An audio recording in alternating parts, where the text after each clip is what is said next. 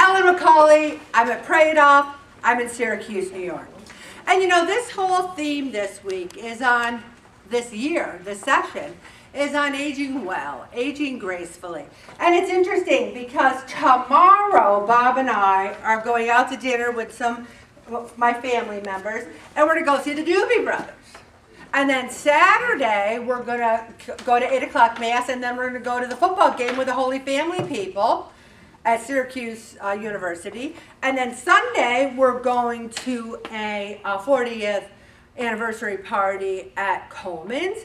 And I can either look at that as the lost weekend and just throw my hand up in the air, or I can say, how blessed am I to be 70? And it's funny because I substitute taught this week. I'm doing it a lot. We're trying to pay off these cars. And I'm in 5th grade. And they were tough in the beginning. And then they saw, I said, you see this? When I talk, no one talks. And they're like, so they did it. They learned in Pray It Off fashion. So it was on the moon. And we had to watch this little video, then we had to talk about it. So then I said, does anyone remember what year man first landed on the moon? And one girl, her name was Aya, she said, 1969? I go, that's it, beautiful. I said, there's one person in this room that was alive when man stepped on the moon. Can anyone guess who that is? And this kid went, Aya? I go, no, not Aya. She just knew it was 1969. I said, they go, no one. There's no one. I go, oh yeah, it was me. And this one kid goes, how old are you?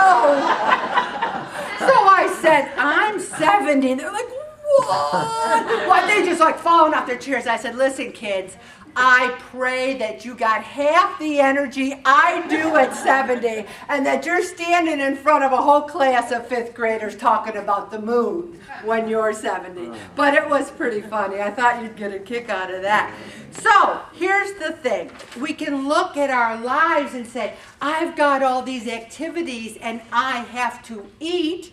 Or we could say, how can I age well, age gracefully, and still have a darn good time? Because most of the time, we're not going to the Doobie Brothers and the SU game and anniversary parties. Most of the time we have, and I love this phrase, the richness of the ordinary. It's just an ordinary day. And the older you get, the more beauty those ordinary days have.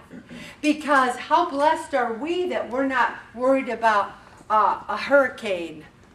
And I'm sorry, Helene, but it is named after you. So the thing is, how blessed are we that we don't have to worry about that?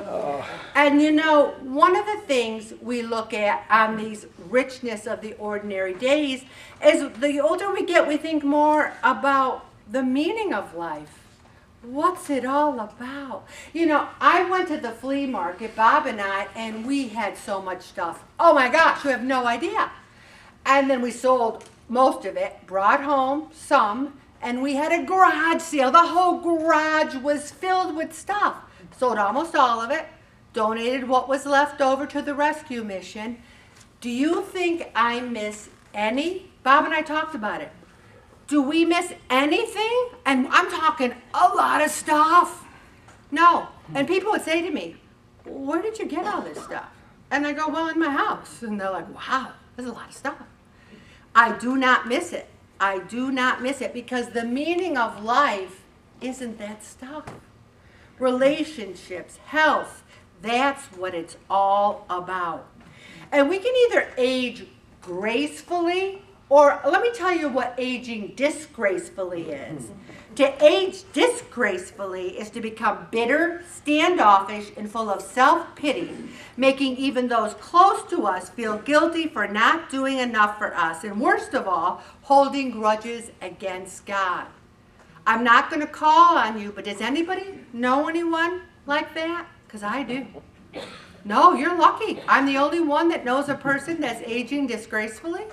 Well, you guys are blessed. You're just afraid I'm going to call on you. I know. Here's the thing. I have a friend who has debilitating MS to the point where she lived with it for years, and finally she had to go into St. Camillus. Now this person is 100% cognitive, smart, funny, but her body needs that help. So I said to her, oh my gosh, are you okay? I mean, how is it? Oh my gosh. I mean, the thought of living in an extended care facility, it's one thing if you've got Alzheimer's or dementia. She says, you know, Ellen, it is one of life's greatest blessings that I am here to help all these people who have no one that comes to see them, no one to look out for them. After I got off the phone with her, I sat my head on my desk and I cried over that kind of faith, that kind of beauty, that she saw living in an extended care facility a blessing because of what she could do for other people. To me, that is the key definition of aging gracefully.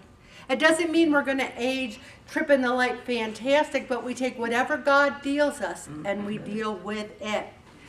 And the funny thing, the present moment is all that we have, and we need to just exude gratitude for the peaks and valleys of every day. Yesterday, my brother-in-law came down with COVID, and my sister's like, are you kidding me? And then her refrigerator that's only 6 years old died. The repairman came. It would cost $1,000. You don't put $1,000 into a refrigerator. You get another one. She said, I could either like jump out the window, but I don't have a floor high enough for that. Or I can just say it's the peaks and valleys of living our everyday life. And how many times do those peaks and valleys drive us to food? We eat in the good times, we eat in the bad times, we eat in the middle times. There's not much we don't eat over. And so what we really need to do is say, this present moment is all that I have, and I'm going to enjoy it. I am going to enjoy it. And then on Tuesday, I was at a school, and there was a lockdown drill, and I ended up in a closet that was maybe this big with 27-year-olds and a chunky teacher's assistant and me for 1.5 hours. Oh.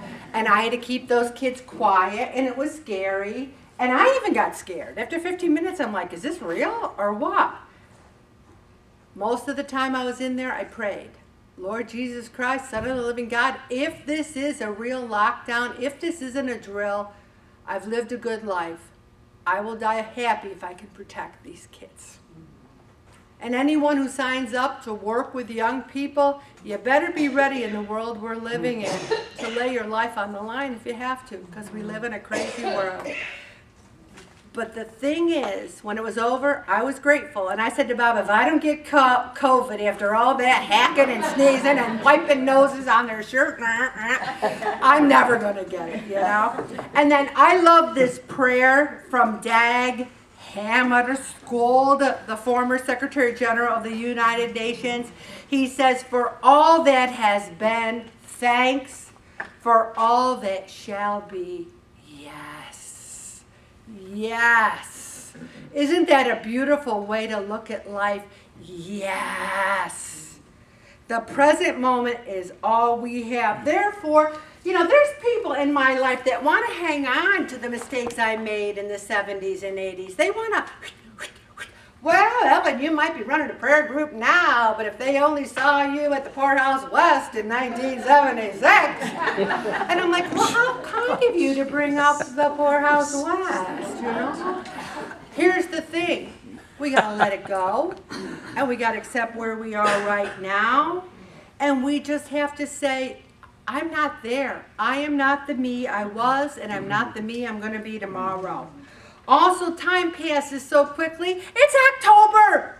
Next meeting's October. We're done with September. How did that happen? How did that happen? Okay? We need to recommit ourselves, whatever age we may be to grateful and to grow old gracefully and to just basically be kind.